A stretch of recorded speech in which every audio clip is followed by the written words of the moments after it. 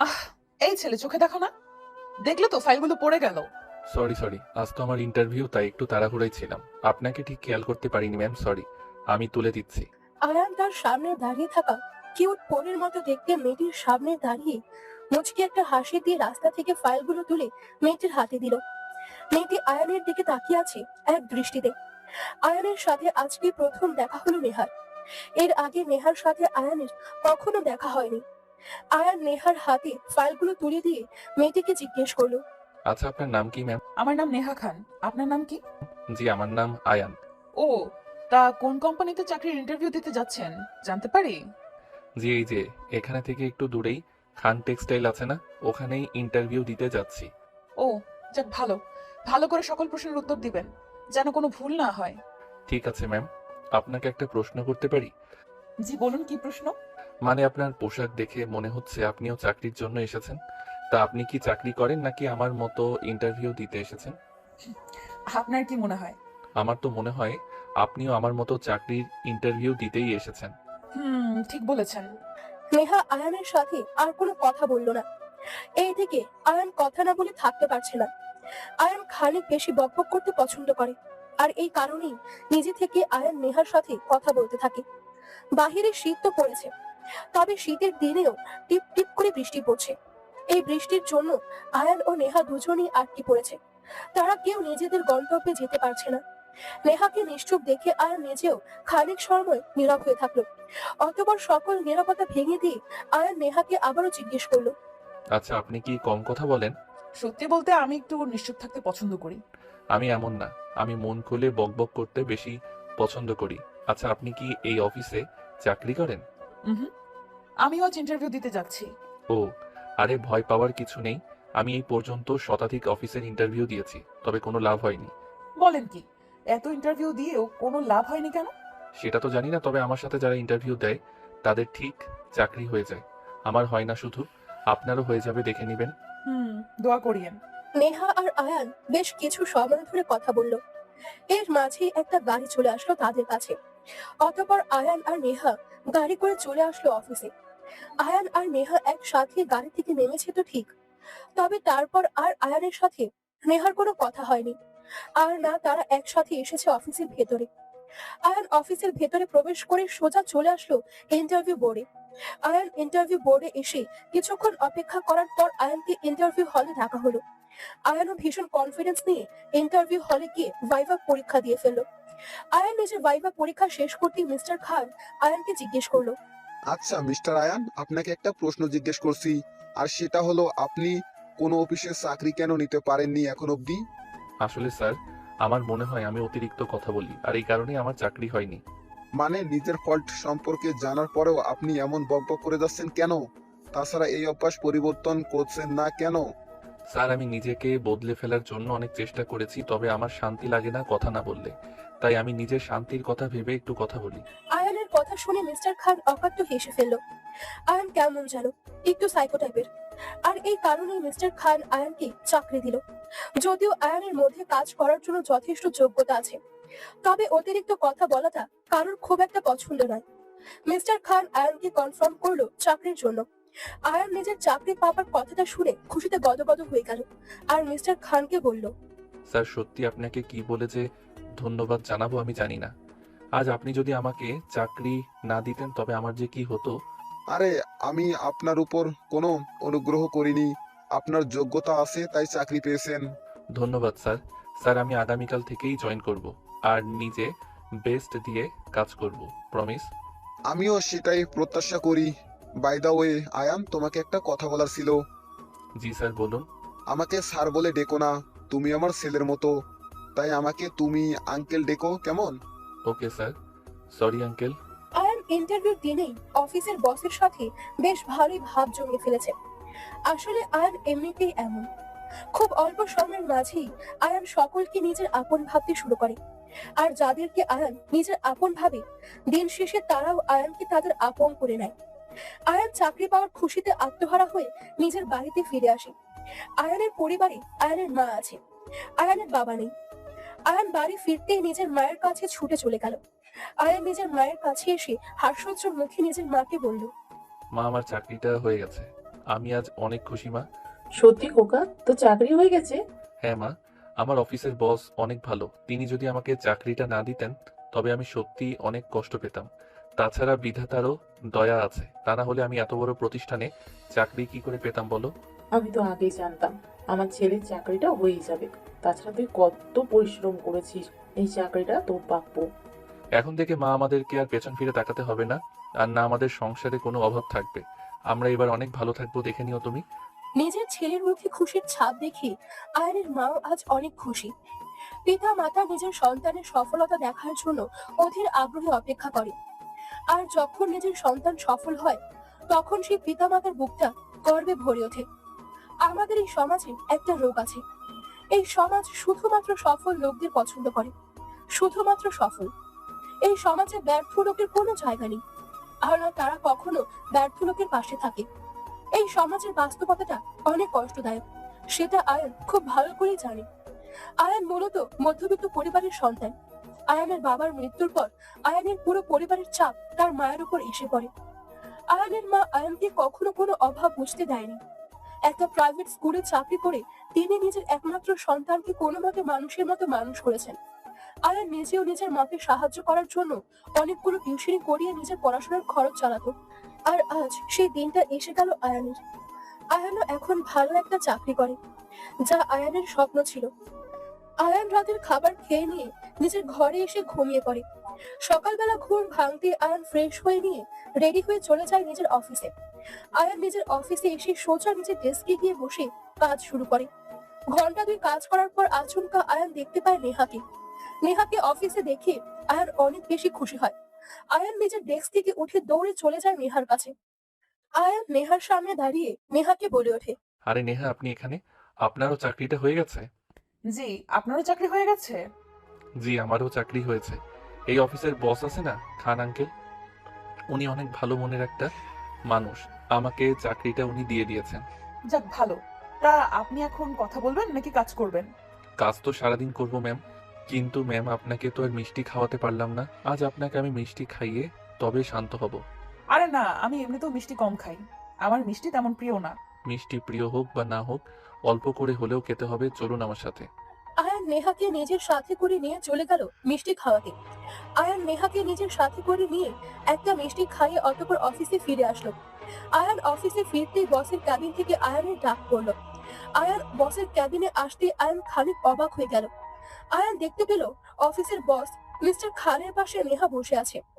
Ayaan mister খানের পাশে নেহাকে দেখে খানিক অবাক হয়ে যেতেই মিস্টার খান আয়ানকে উদ্দেশ্য করে বলল, আয়ান, পরিচিত হয়ে নাও, এই আমার মেয়ে নেহা। আজ থেকে নেহা অফিসে বসের দায়িত্ব পালন করবে। ও ঠিক আছে স্যার।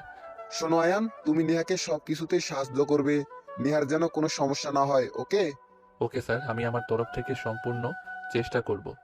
ঠিক আছে, তবে আমি এখন উঠছি, তোমরা থেকো কেমন? মিস্টার খান নিজের চেয়ার থেকে উঠে পড়ে অফিস থেকে বেরিয়ে চলে গেলেন। মিস্টার খান নিজের ক্যাবিন থেকে বেরিয়ে যেতেই আয়ান নেহাকে উদ্দেশ্য করে কৌতূহলী কণ্ঠে নেহাকে জিজ্ঞেস করলো, এসব কি ছিল?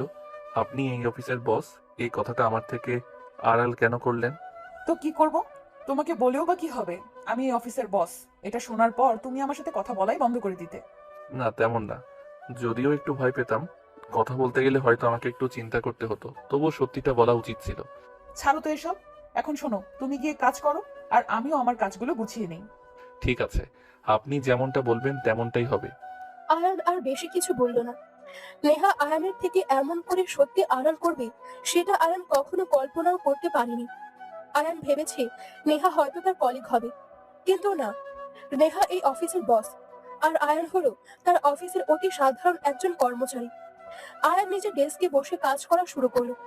সন্ধ্যার দিকে আয়ানের অফিস শেষ হবার পর আয়ান নিজের অফিস থেকে বেরিয়ে রাস্তায় গাড়ির জন্য অপেক্ষা করতে লাগলো।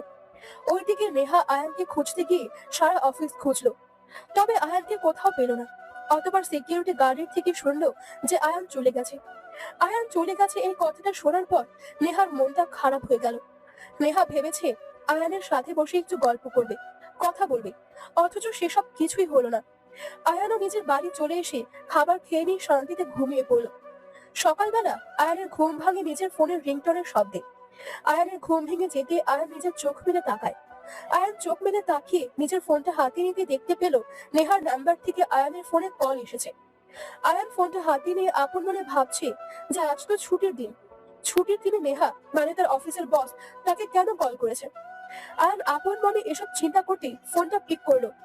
আয়ান ফোন পিক করতে নেহা আয়ানকে উদ্দেশ্য করে খানিক ভারী কণ্ঠে আয়ানকে জিজ্ঞেস করলো, কি ব্যাপার, তোমাকে কতগুলো কল করলাম, একটা ধরছো না কেন?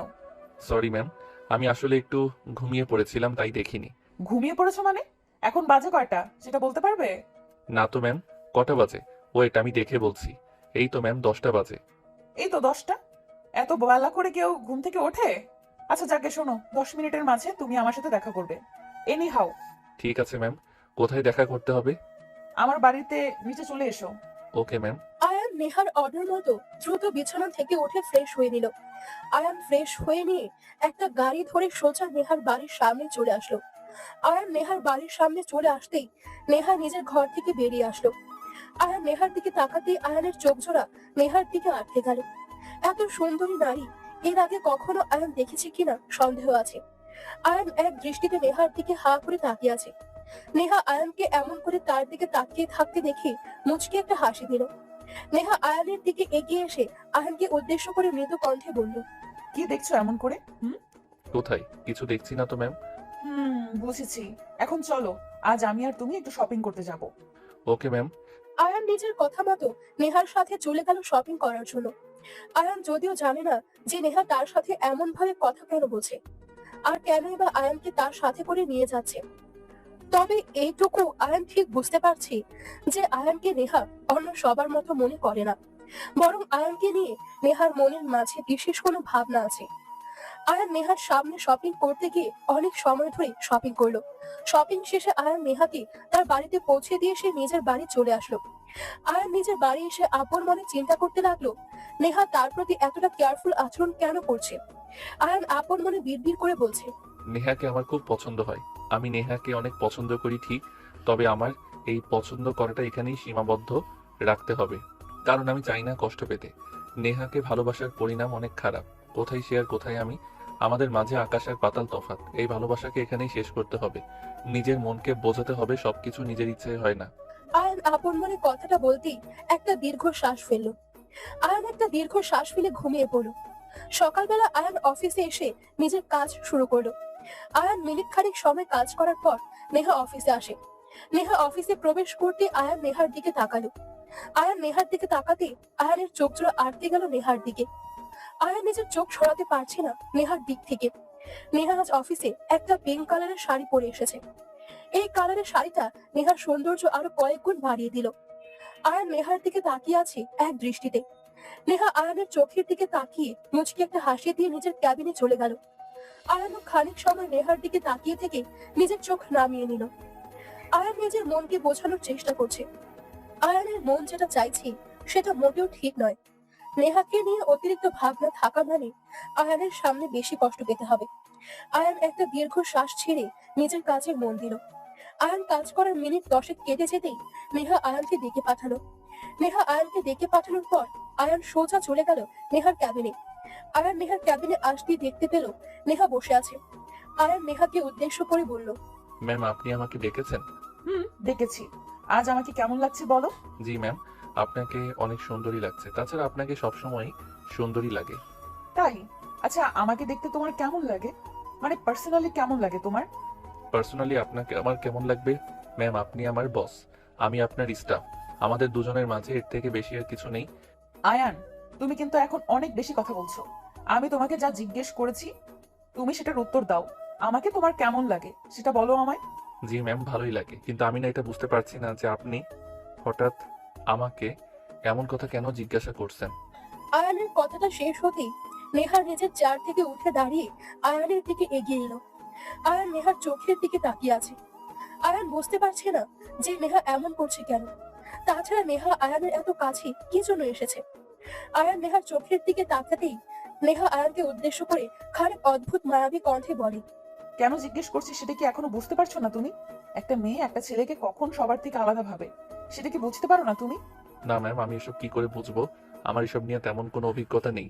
অভিজ্ঞতা নেই দেখে কি হয়েছে? আমিও তো চাই না তোমার কোনো অভিজ্ঞতা থাকুক। আমি চাই তুমি অনভিজ্ঞ থেকে আমার থেকে অভিজ্ঞতা সঞ্চয় করবে। নেহা নিজের কথাগুলো বলতে বলতে আয়ানের ঘাড়ের উপর নিজের হাত রেখে আলতো করে আয়ানের ঘাড়ের উপর নিজের হাত বুলিয়ে দিতে লাগলো। আয়ান নেহার এমন ইশারা কোনো মানেই বুঝতে পারলো না। আর না আয়ান এসব স্পর্শের সাথে আগে থেকেই পরিচিত ছিল। আয়ানের মনের মাঝে অদ্ভুত আচরণ করে উঠেছে। আয়ান নেহার দিকে তাকিয়ে এবার কাঁপা কাঁপা গলায় বলল, নেহা ম্যাম, আপনি আমার সাথে এমনটা করছেন কেন? প্লিজ ম্যাম, এমনটা করিয়েন না। কেন? আমি এমন করলে কি হয় তোমার? কি হয় সেটা আমি বলতে পারবো না, তবে আমার মাঝে অদ্ভুত পরিবর্তন দেখা যায়। প্লিজ আপনি আমাকে স্পর্শ করিয়েন না। উফ আয়ান, তুমি এমন মেয়েদের মতো করো কেন? কোথায় আমি রিয়েক্ট করব তা না করে তুমি নিজেই রিয়েক্ট করছো। আমি রিয়্যাক্ট কি আর সাথে করেছি? আপনি যেটা করছেন সেটা আদৌ উচিত কাজ হচ্ছে না ম্যাম। এর ফলাফল অনেক খারাপ হবে। আয়ানের বলা কথাটা শোনার পর নেহা থমকে যায়। নেহা আয়ানের দিকে তাকিয়ে আপন মনে ভাবছে যে কি খারাপ হবে। তাছাড়া ভালোবাসার মাঝে আবার খারাপ কি বা আছে? নেহা আয়ানকে উদ্দেশ্য করে আবার বলল, খারাপ কি আছে? তাছাড়া আমার আর তোমার মাঝে যদি কিছু একটা হয়, এতে খারাপ কি আছে? অনেক কিছু আছে খারাপ হবার মতো।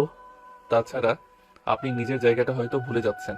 কোথায় আপনি আর কোথায় আমি, আমাদের মাঝে দিন রাতের তফাৎ। এসব বাজে কথা ছাড়ো। ভালোবাসার মাঝে কখনো এসব আসে না। ভালোবাসা নিজের মাঝে নিজেই অসাধারণ। ভালোবাসা কোনো কিছুতেই নির্ণয় করা যায় না। হয়তোবা। আর সেটা শুধুমাত্র আপনাদের মতো বড় ঘরের বড় মেয়েদের শোভা দেয়। আমার মতো গরিবদের মুখে এসব কথা বলাই হারাম। আয়ানের কথাগুলো নেহার কাছে চরম বিরক্তির কারণ হলো। নেহা আয়ানের থেকে একটু ভালোবাসা পেতে চেয়েছে, আর আয়ান কিনা তাকে নীতিবাক্য শেখাচ্ছে। এসব কি কেউ সহ্য করতে পারে? পারে না। আয়ানের কথাও নেহা একদমই সহ্য করতে পারছে না। নেহা আয়ানের কথাগুলো শুনে অনেকটা রেগে গেল। আয়ান রেগে গিয়ে নেহাকে উদ্দেশ্য করে খানিক ভারী কণ্ঠে বলল, দেখো আয়ান, আমি কিন্তু এখন সরাসরি বলছি, তাও একটা মেয়ে হয়ে তোমাকে বলছি, আমি তোমাকে ভালোবাসি। তুমি কি আমাকে নিজের ভালোবাসা দিবে? ম্যাম, আপনি বাস্তবতা কি জিনিস সেটাই বুঝতে পারছেন না। আমি আপনাকে কখনো ভালোবাসতে পারবো না। আমি আসছি। আয়ান, তুমি যদি আমাকে ভালো না বাসো, তবে আমি কিন্তু তোমাকে ফায়ার করব। সেটা আপনার ইচ্ছে, আমার এখানে বলার মতো কিছুই নেই। আয়ান বসা থেকে উঠে হন হন করে নেহার ক্যাবিন থেকে বেরিয়ে গেল। আয়ান নেহার ক্যাবিন থেকে বেরিয়ে যেতেই নেহার রাগে ফুঁসতে লাগলো। একটা মেয়ে হয়ে আয়ানকে ভালোবাসার প্রস্তাব দেওয়ার পর আয়ান যখন সেই প্রস্তাব মুখের উপর নাকচ করে দিয়েছে, তখন এই বিষয়টা নেহার বুকে এসে আঘাত করেছে। নেহার ইগোতে আঘাত করেছে আয়ান, আর যার ফলাফল আয়ানকে ভোগ করতে হবে। নেহা আয়ানের উপর জমে থাকা নিজের রাগকে কন্ট্রোল করতে পারছে না। নেহা নিজের অতিরিক্ত রাগের কারণে নিজের হাতে থাকা একটা পাথরের মতো জিনিস ছুঁড়ে মারলো ফ্লোরে।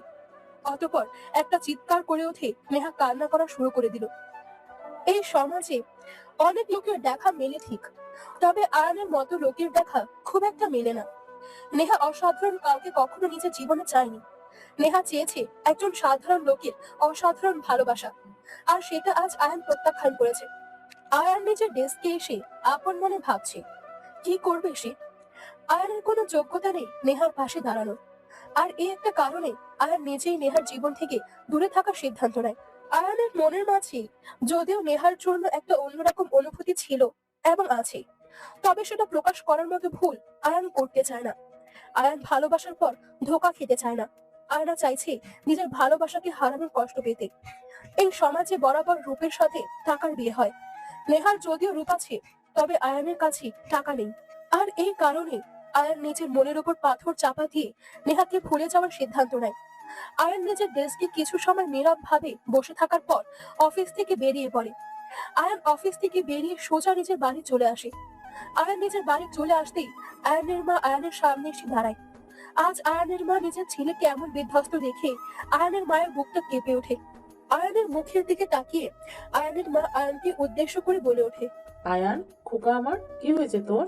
মুখটা এমন করে শুকিয়ে গেছে কেন তোর? মা, তেমন কিছু হয়নি। আপনি এসব নিয়ে চিন্তা করিয়েন না। কি সব বলছিস? কি হয়েছে আমাকে বল খোকা।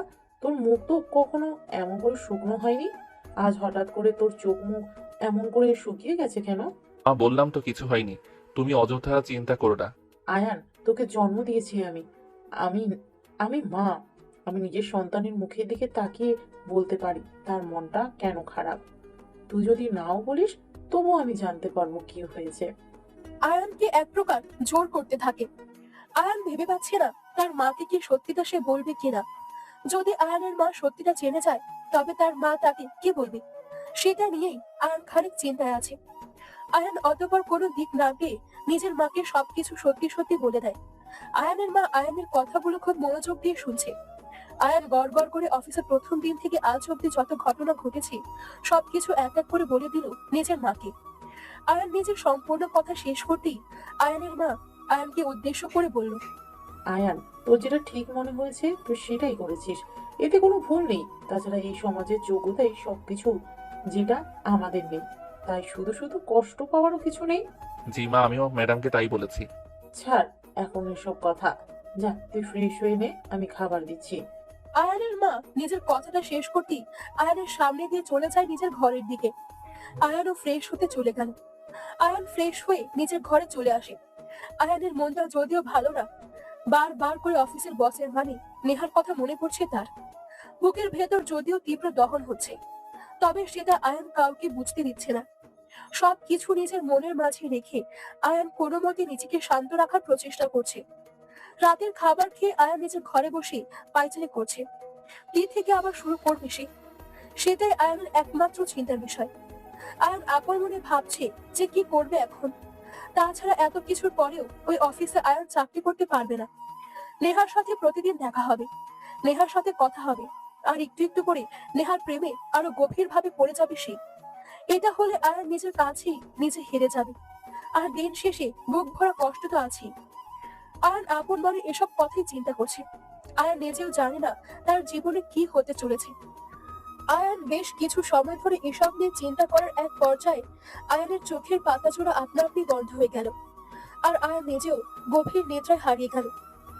ভোরের আলো ফুটতেই পাখির কিচিরমিচির শব্দে আয়ানের ঘুম ভেঙে যায়। আয়ান নিজের চোখের পাতা মেলে তাকাতে ঘড়ির দিকে তাকিয়ে দেখতে পায় 7টা বেজে গেছে। আয়ান আজ থেকে আর নেহার অফিসে যাবে না, তাই আজ আর তাড়াতাড়ি ঘুম থেকে ওঠার কোনো প্রয়োজন নেই। আয়ান আবারও ঘুমিয়ে পড়ার চেষ্টা করলো। আয়ান আবারও ঘুমিয়ে পড়তেই আয়ানের ফোনে কল চলে আসলো নেহার। আয়ান ফোনটা পিক করতে নেহা আয়ানকে উদ্দেশ্য করে বলল, কি ব্যাপার, আপনি এখনো অফিসে যাননি যে? কি সম্পর্ক হয়েছে আপনার?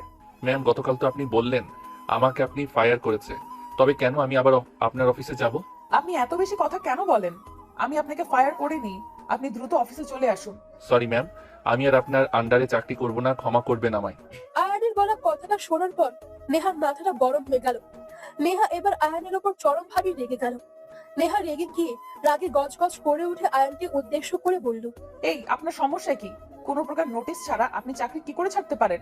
আপনার চাকরি ছাড়া চলবে না, আপনি এক্ষুনি অফিসে চলে আসুন। কিন্তু ম্যাম। কোনো কিন্তু নয়, আমি আপনাকে যেটা বলেছি আপনি সেটাই করবেন। আমার মাথাটা গরম করিয়ে দিয়েন না প্লিজ। নেহা নিজের কথাটা শেষ হতেই ফোনটা কেটে দেয়।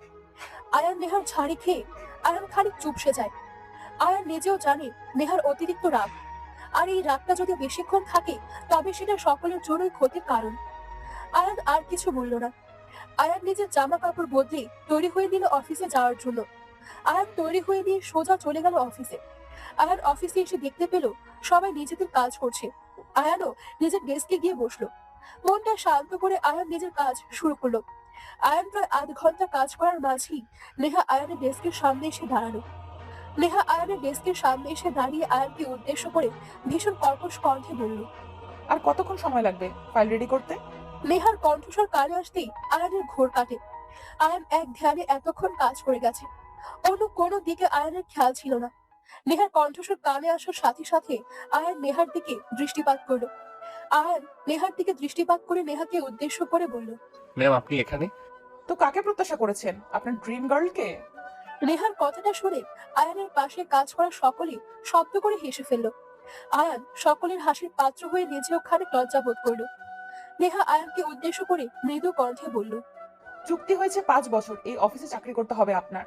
আমার মনে হয় আপনি সেই চুক্তির কথা ভুলে গেছেন।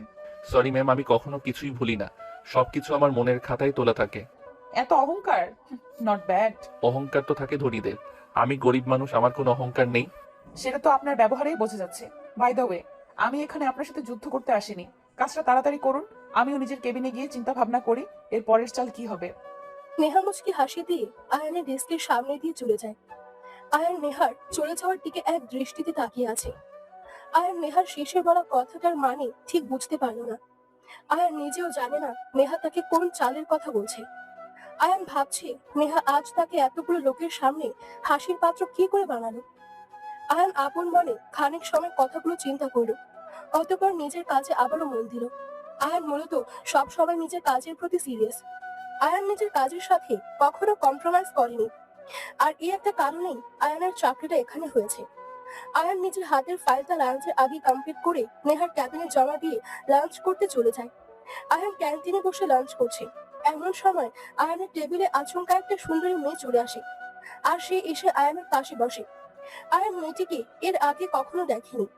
আয়ান মেয়েটির দিকে দৃষ্টিপাত করতেই মেয়েটি নিজের ডান হাত আয়ানের দিকে বাড়িয়ে দিল, আর আয়ানের উদ্দেশ্য করে বলে উঠল, হ্যালো মিস্টার আয়ান, আমি মাধবী, আপনার কলিগ। হাই মাধবী, কেমন আছেন আপনি? জি ভালো আছি।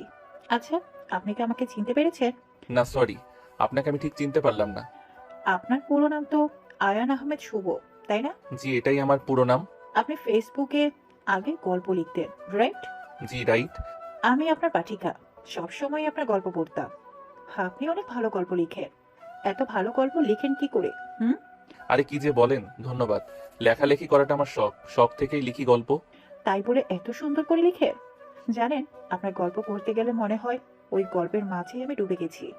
আপনাদের ভালোবাসাটাই সব, দোয়া করবেন আমার জন্য। প্লিজ একটা সেলফি হবে? মাধবীর কথাটা আয়ান আর ফেলতে পারল না। আয়ান মাধবীর সাথে একটা সেলফি তুললো। মাধবী আয়ানের সাথে সেলফি তুলতে পেরে অনেক খুশি হলো। মাধবীকে এতটা খুশি দেখে আয়ান নিজেও অনেক খুশি হলো। অতঃপর মাধবীর সাথে বসে খাবার খেতে লাগলো। আয়ান গল্প করলো। গল্প করা শেষে আয়ান নিজের ডেস্কে ফিরে গেল। আয়ান নিজের ডেস্কে বসে কম্পিউটার অন করতেই নেহা আয়ানকে ডেকে পাঠালো তার ক্যাবিনে। আয়ান নেহার ডাক পেয়ে নিজের ডেস্ক থেকে উঠে চলে গেল নেহার ক্যাবিনে। আয়ান নেহার ক্যাবিনের সামনে দাঁড়িয়ে নেহাকে জিজ্ঞেস করলো, ম্যাম আসবো? আয়ানের কণ্ঠস্বর কানে আসতেই নেহার হ্যাঁ সূচক মাথা নাড়ল। আয়ান নেহার অনুমতি পেয়ে ক্যাবিনে প্রবেশ করে নেহার সামনে এসে দাঁড়ালো। আয়ান নেহার সামনে এসে দাঁড়াতেই নেহা নিজের হাতে থাকা ফাইলটা আয়ানের মুখের উপর ছুঁড়ে মারল। নেহা আয়ানের মুখের উপর ফাইল ছুঁড়ে মারতেই আয়ান খানিক চমকে উঠল। আয়ান মাটি থেকে ফাইলটা তুলে নেহার দিকে কৌতূহলী দৃষ্টিতে তাকাতেই নেহা রাগে গজগজ করে উঠে আয়ানকে উদ্দেশ্য করে বলল, আপনাকে প্রতি মাসে স্যালারি কি এসব ভুল করার জন্য দেওয়া হয় নাকি? আপনি যখন কাজ করতেই পারবেন না, আপনার মেয়েদের সাথে সেলফি তুলতে হবে, তখন আপনি কাজে আসেন কেন? বাড়িতে বসে থাকতে পারেন না? ও সরি, বাড়িতে থাকলে কি করে হবে? আপনার তো মেয়ে চাই, পতিতালয়ে যেতে পারেন না? নেহার কথাগুলো শুনে আয়ান ভীষণ রকম অবাক হয়ে গেল। নেহার বলা কথাগুলো কোনোভাবে আয়ানের বোধগম্য হচ্ছে না। আয়ান নেহার দিকে তাকিয়ে মলিন কণ্ঠে বলল, ম্যাম আমি কি করেছি? আমার কাজে তো কোনো ভুল থাকার কথা নয়। আমি নিজের কাজ শেষ করে একবার করে চেক করে দেখেছি সব ঠিক আছে কিনা। Shut up! আপনার এই মুখে মুখে কথা বলার অভ্যাসটা পরিবর্তন করুন। বসকে সম্মান করতে শিখুন মিস্টার আয়ান। সরি ম্যাম, আর এমন ভুল হবে না। আয়ান নিজের কথাটা বলে শেষ করতেই নেহার সামনে দাঁড়িয়ে নিজের ফাইলটা খুলে নিজের করা ভুলটা খুঁজতে লাগলো। আয়ান নিজের ভুলটা খুঁজে কোনো প্রকার ভুল পেল না। আর কিছু জায়গায় ওভার রাইটিং করে ইচ্ছে করে ভুল করা হয়েছে। আয়ান এমনটা করেনি। আয়ান নেহার দিকে তাকিয়ে কৌতূহলী কণ্ঠে বলল, ম্যাম আমি তো ঠিক লেখাটাই লিখেছিলাম। আপনার বিশ্বাস না হলে আমার কম্পিউটারের ফাইলটা আমি আবার দেখাতে পারি। এখানে আমার লেখাকে ইচ্ছে করে ভুল করা হয়েছে ক্রপ করে, দেখুন আপনি। What the fucking allegation! মানে আপনি কি কিছু খেয়ে এসে কাজে বসেছেন? কি সব পাগলের মতো কথা বলছেন আপনি? আপনার ফাইলে ক্রপ করে করবে? সেটা তো জানি না ম্যাম, তবে আমি সম্পূর্ণ বিশ্বাসের সাথে বলতে পারি আমার ফাইলটা কেউ ইচ্ছা করে ভুল করিয়েছে। আয়ানের কথাটা শুনে নেহা খিলখিল করে হেসে ফেলল। নেহাকে এমন করে হাসতে দেখে আয়ানের খানিক সন্দেহ হলো। আয়ান যদিও জানে না তার ফাইলটাকে এডিট করেছে, তবে নেহা ছাড়া এই ফাইলটা তো আর কারোর কাছে যায়নি। নেহা হাসতে হাসতে নিজের জায়গা থেকে উঠে আয়ানের সামনে এসে টেবিলে হেলে বসে আয়ানের দিকে তাচ্ছিল্যকর হাসি দিয়ে বলল, এখন বলবেন না যেন আপনি ফাইল জমা করার পর সেটা চেক করে কোনো ভুল না খুঁজে পেয়ে আমি নিজেই ফাইল এডিট করে ভুল করিয়েছি আপনাকে ছোট করে কথা বলার জন্য। নেহার বলা কথাটা শোনার পর আয়ানের কাছে স্পষ্ট হয়ে গেল যে নেহা নিজেই এই কাজটা করেছে। আয়ান এই ঘটনার পর বুঝতে পেরেছে যে নেহা তখন যে চালের কথাটা বলেছে আসলে সেই চালটা এটা ছিল। আয়ান নেহার দিকে তাকিয়ে বলল, ম্যাম আপনি এই কাজটা করেছে মানে আমার তো বিশ্বাস হচ্ছে না আপনি এমনটা করতে পারেন। আমি করেছি এমন কোনো প্রমাণ আছে আপনার কাছে? সেটা হয়তো নেই, তবে আমি যে নির্দোষ সেটার প্রমাণ আমার কাছে আছে। আয়ানের কথা কথাটা শুনে নেহা আবারও তাচ্ছিল্যকর হেসে ফেলল। নেহার এমন হাসি দেখে আয়ানের বুকের ভেতর কেমন যেন করে উঠলো। আয়ান বুঝতে পারলো না যে নেহা এবার কেন হাসছে। আয়ান নেহার দিকে ঠায় তাকিয়ে আছে। নেহা এবার আয়ানকে বলল, এখন আবার বলিয়েন যে আপনার কম্পিউটার থেকে সবকিছু আমি ডিলিট করে দিয়েছি, কারণ আমি সত্যি সেটাই করেছি। তবে এটা প্রমাণ করবেন কি করে? নেহার কথাগুলো শোনার পর আয়ান এবার ভীষণ বিরক্ত হলো। আয়ানের চোখের মুখে চরম বিরক্তির ছাপ ফুটে উঠলো। আয়ান নেহাকে বলল, ম্যাম, আপনি এমনটা করছেন কেন আমার সাথে? আমি কি ক্ষতি করেছি আপনার? কি ক্ষতি করেছো সেটা জানো না? ওই মাধবীর সাথে তোমার এত কথা কিসের? জানিস না আমি তোকে ভালোবাসি? এসব নাটক দেখে আমার কষ্ট হয়। কিন্তু ম্যাডাম, আপনি আমাকে ভুল ভাবছেন। আমি আসলে মাধবীর। ব্যাস, একদম চুপ হয়ে যা। আর একটা কথা বলবি না তুই।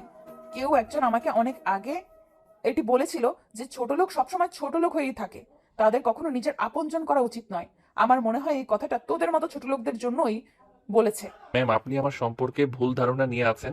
আমি মাধবীকে আগে কখনো জানতাম না। আমি আজকেই প্রথম মাধবীর সাথে দেখা করি। আর আপনি কি না আমাকে নিয়ে তাকে সন্দেহ করছেন? আয়ানের বলা কথাটা শেষ হতেই নেহা কোনো কথা না বলে দুম করে আয়ানের শর্টের কলার নিজের শক্ত হাতে আয়ানের শর্টের কলার চেপে ধরলো। নেহা আয়ানের শর্টের কলার চেপে ধরে আয়ানকে উদ্দেশ্য করে ভীষণ ভারী কণ্ঠে বলল, প্রথম দেখায় একটা অপরিচিত মেয়ের গায়ে ঢলে পড়ে কথা বলতে ইচ্ছে হয় কি করে তোর? তোকে আমি অনেক ভালো একটা ছেলে ভেবেছি, আর তুই কিনা দিন শেষে এইরকম হয়ে গেলি। দেখুন ম্যাম, আমি জানি না আপনি আমাকে কি মনে করেন, তবে সত্যি তো এটাই যে আমি নির্দোষ। আপনি বিনা দোষে আমাকে এমন করে অপমান করে কথা বলছেন। চুপ! তুই এই মুখে আর কখনো নিজেকে নির্দোষ বলিস না। ইচ্ছে করছে না এখন। তোকে আমি কি যে করি! নেহা নিজের কথাটা শেষ করতেই আয়ানকে সজোরে একটা ধাক্কা মারল।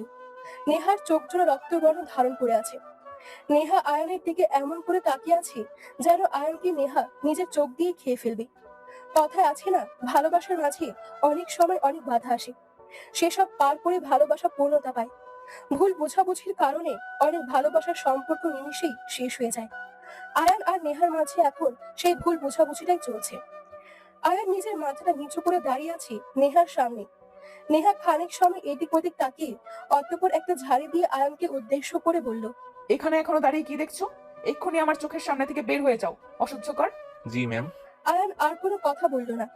আয়ান নিজের মাথাটা নিচু করে নিজের ডেস্কে গিয়ে বসলো। আয়ান নিজের ডেস্কে গিয়ে বসতেই মাধবী আয়ানের মন খারাপ দেখে আয়ানকে উদ্দেশ্য করে জিজ্ঞেস করলো, কি ব্যাপার, আপনার মন খারাপ কেন? ম্যাম কি বকেছে নাকি আপনাকে? আরে না, তেমন কিছু না।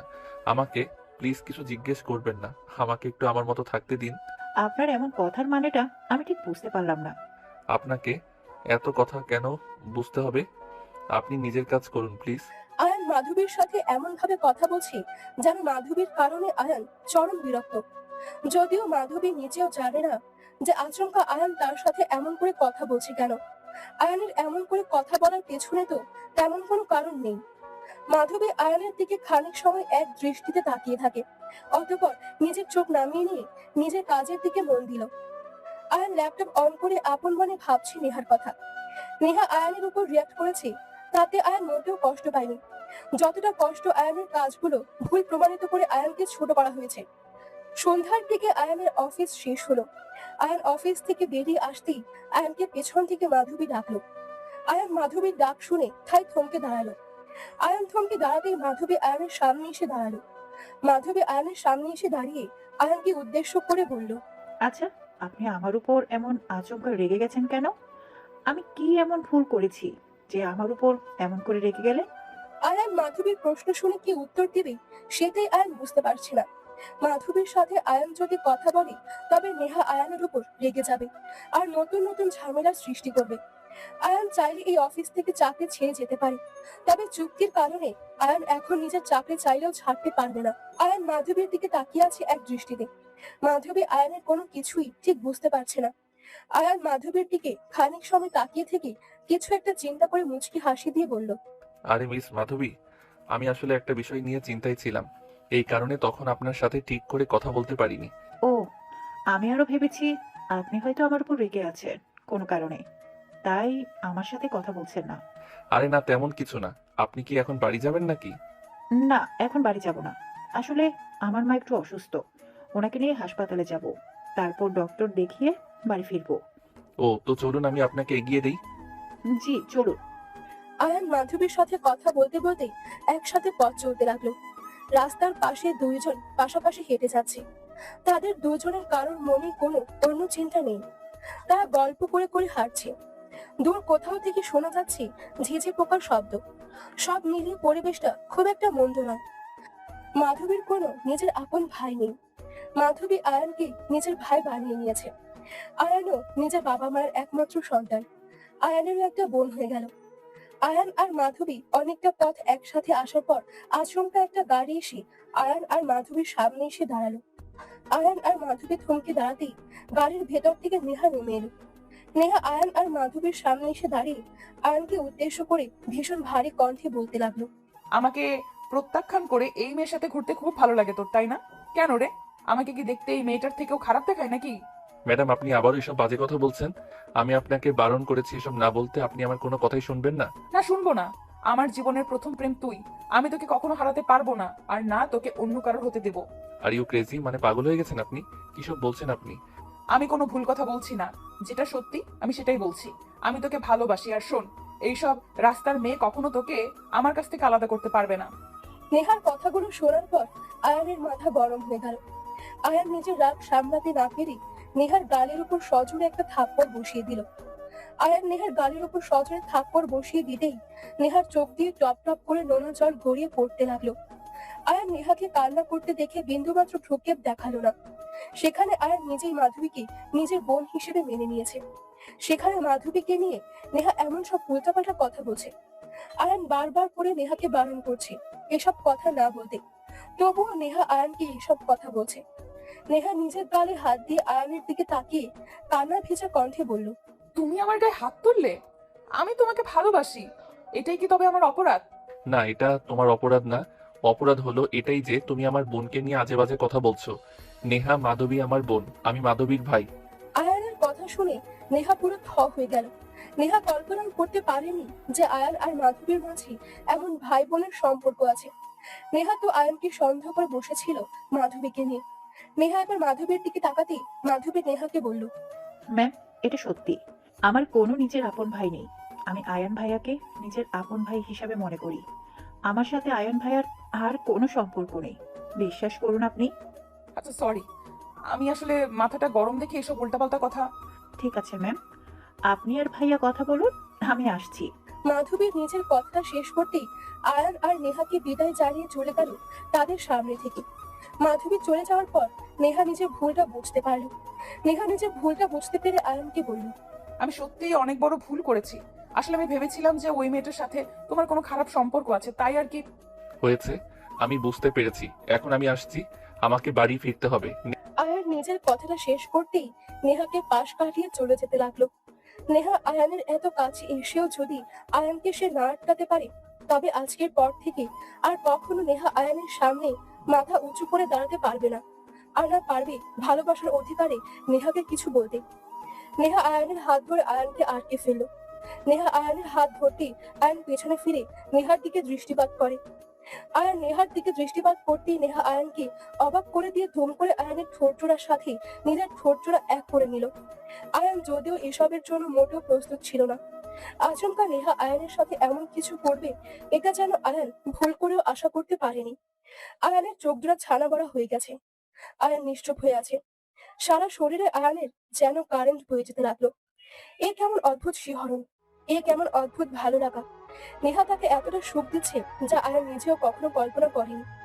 আয়ান বেশ কিছু সময় নীরব থেকে অতঃপর নেহার সাথে আয়ানও রেসপন্স করতে লাগলো।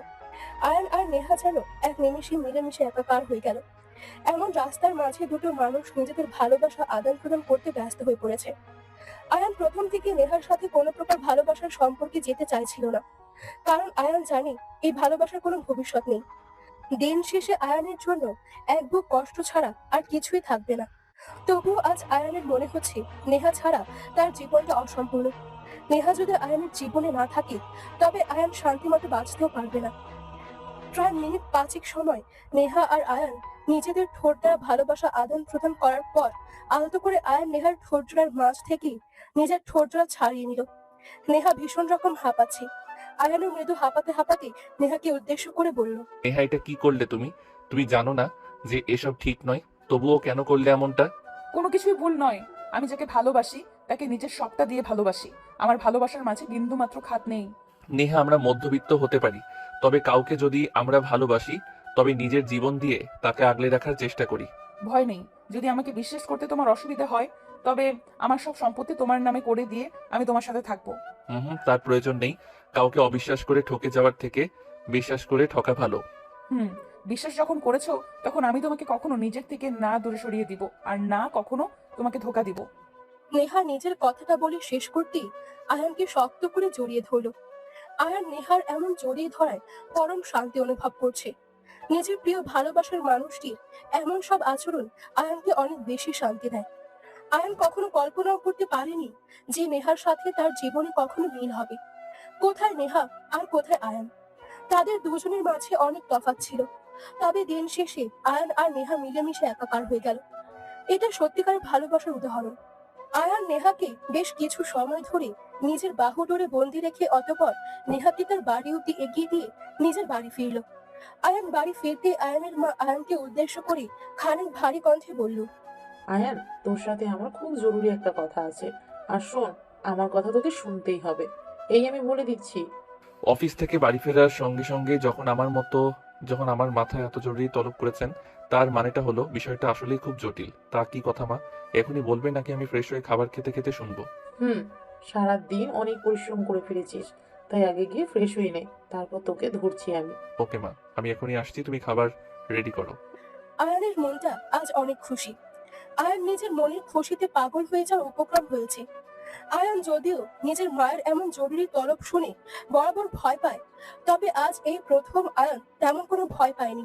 কারণ আজ আয়ান নিজের জীবনে এক নতুন ভালোবাসা খুঁজে পেয়েছে। আজকের দিনে আয়ানের আর কোনো কিছুই খারাপ লাগবে না। আয়ান খুশি মনে নিজের ঘরে এসে ফ্রেশ হয়ে নিল। আয়ান ফ্রেশ হয়ে নিয়ে সোজা চলে গেল খাবার খেতে। আয়ান খাবার টেবিলে বসতে আয়ানের মা আয়ানকে উদ্দেশ্য করে বলল, এখন কি আমি আমার জরুরি কথাটা বলতে পারি? উফ মা, তুমি আমাকে একটা কথা বলবে? তাতে এত চিন্তা করার কি আছে? যা ইচ্ছা হয় বলে দাও। তাছাড়া আমি কি কখনো তোমার কোনো কথায় কিছু বলেছি নাকি? আসলে আয়ান খোকা, তুই এখন বড় হয়েছিস। আমি জানি আমি তোর মা, আমার সব কথা তুই শুনবি। তবে বাবা, সবকিছুতেই তোর সিদ্ধান্তটাই আমার কাছে শেষ কথা। কি হয়েছে মা? বলো না। এত হাইপ ক্রিয়েট করো কেন? জানো না আমার চিন্তা হয়। না খোকা, চিন্তার কিছু না। আসলে আজ আমাদের বাড়িতে তোর অফিসের বস আছে না, ওই মেয়েটা, কি যেন নাম বললো? কেন, নেহা? হ্যাঁ, নেহা। নেহা মেয়েটা আজ আমাদের বাড়িতে এসেছিল। কিন্তু কেন মা? আর এসেই বা কি বলেছেন উনি? কি আর বলবে, আমি কেমন আছি, কি করছি, সারাদিন আমার সময় কাটে কেমন করে, এসব জিজ্ঞাসা করছে। মেয়েটার মাঝে আমি অদ্ভুত একটা জিনিস দেখেছি জানিস। ও মা, এতে আবার অদ্ভুত জিনিসের কি আছে? আমি যখন রিজেক্ট করেছি তখন তোমাকে পটাতে এসেছে, সিম্পল। আয়ানের বলা কথাটা আয়ানের মায়ের মোটেও পছন্দ হলো না। আয়ানের মা আয়ানকে উদ্দেশ্য করে ঝাড়ি দিয়ে বলল, এই কারণেই আমি তোকে কোনো কথা বলতে চাই না। সব কথার মাঝেই তুই একটা না একটা খোঁচা মেরে কথা বলবি, ভালো লাগে না একদম। লে, আমি আবার কিসের খোঁচা মারলাম? তাছাড়া যেটা সত্যি সেটাই তো বললাম আমি। এখন আমার সত্যিটা যদি খোঁচা মারা কথা মনে হয় তোমার, তবে আমি বার কি করতে পারি বলো মা? শোন আয়ান, তুই আমার এই কথাটা একদম পরিষ্কার করে শোন। নেহাকে দেখে আমার মোটেও মনে হয়নি যে মেয়েটা খুব অহংকারী। আরো মনে হয়েছে এই মেয়েটার মতো ভালো মনের মানুষ আর দুটো হয় না। আমার ওকে অনেক পছন্দ হয়েছে।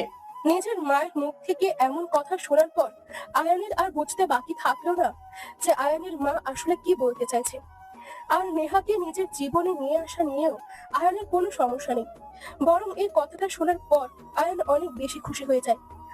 নেহাকে আয়ান পছন্দ করলেই তো সব শেষ নয়, এখানে আয়ানের মায়েরও পছন্দের একটা বিষয় আছে। আর আয়ানের মা যদি নেহাকে পছন্দ না করে, তবে এই বিয়ে তো দূর, নেহার কোনো অস্তিত্ব আয়ানের জীবনে থাকবে না। আয়ানের খুশির জন্য আয়ানের মা নিজের জীবনের সমস্ত খুশিকে বলি দিয়েছে, শুধুমাত্র নিজের সন্তানের জন্য।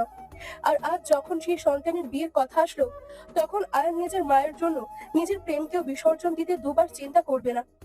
আয়ান নিজের মায়ের দিকে তাকিয়ে খানিক ভাব নিয়ে মাকে বলল, মা, তোমার নেহাকে পছন্দ হয়েছে মানে কি? ওই মেয়েটা বড়লোক ঘরের মেয়ে, আমাদের সাথে সে যায় না কোনোভাবে। কেন যায় না? তাছাড়া আমি নেহাকে দেখেছি, ওই মেয়ে অহংকারী না, আমার সাথে দিব্যি মানিয়ে চলতে পারবে। তার মানে কি মা? আমি তো তোমার কথার কোনো মানেই বুঝতে পারছি না। তার মানে হলো নেহা হবে আমাদের বাড়ির বউ, এটা ফাইনাল। আর এই বিষয়টা নিয়ে আমি নিজে নেহার বাড়ির লোকের সাথে কথা বলবো। আয়ানের মায়ের কথাটা শোনার পর আয়ান মনে মনে খুশিতে নাচতে লাগলো। আয়ান আজ কতটা খুশি এই কথাটা আয়ান নিজেও বলে বোঝাতে পারবে না। আয়ান খুশিতে গদগদ হয়ে যাওয়ার পরেও নিজেকে সামলে নিয়ে মাকে বলল, মা, তুমি যেই কথাটা বলছো তা কি ভেবেচিন্তে বলছো তো? আমি একদম ভেবেচিন্তে সব বলছি। আমার নেহাকে অনেক পছন্দ। তুই আর কোনো কথা না বলে নেহাকে আমাদের বাড়ির পুত্রবধূ করে নিয়ে আয়। ঠিক আছে মা, তুমি যখন বলছো তখন আমারও আর কোনো আপত্তি নেই। আয়ান সবকিছু নিজের মায়ের উপর ছেড়ে দিয়ে কোনো মতে খাবার শেষ করে নিজের ঘরে চলে আসলো। আয়ান নিজের ঘরে চলে এসে নেহাকে কল করলো। নেহাকে কল করার পর সাথে সাথে নেহা আয়ানের কলটা পিক করলো। নেহা আয়ানের ফোন কল পিক করতেই আয়ান নেহাকে উদ্দেশ্য করে বলল, ওগো আমার নন্দিনী, একটা কথা কি জানো? কি কথা জানবো মিস্টার? আয়ান এবার নেহাকে একে একে সবকিছু খুলে বলল। নেহা আয়ানের মুখ থেকে সব কথা শোনার পর সে নিজেও বেশ খুশি হলো। ভালোবাসা সত্যি বড্ড অদ্ভুত। ভালোবাসা মানে না কোনো বাধা। হৃদয়ের ভালোবাসা যদি সত্যি হয় তবে কোনো না কোনো সময় সেই ভালোবাসা ঠিক পূর্ণতার পথে হাঁটে। এটাই সত্যি। অতঃপর আর কি, অফিসের বস হয়ে গেল আয়ানের গার্লফ্রেন্ড। শুধু যে গার্লফ্রেন্ড হয়েছে তা কিন্তু নয়, আয়ানের স্ত্রীও বটে। আয়ানের মা নেহার বাবা মায়ের সাথে কথা বলার পর তারাও রাজি হয়ে যায়। আর অতঃপর ধুমধাম করে আয়ান আর নেহার বিয়ে হয়। আপনারা সবাই আয়ান আর নেহার বিয়েতে আমন্ত্রিত, অবশ্যই চলে আসবেন। আর হ্যাঁ, আয়ান আর নেহার জন্য মন থেকে সবাই দোয়া করবেন, তারা যেন সব বাধা পেরিয়ে একসাথে সারা জীবন কাটিয়ে দিতে পারে। অতঃপর বলতে চাই, ভালো থাকুক ভালোবাসা, পূর্ণতা পাক পৃথিবীর সমস্ত পবিত্র অনুভূতি।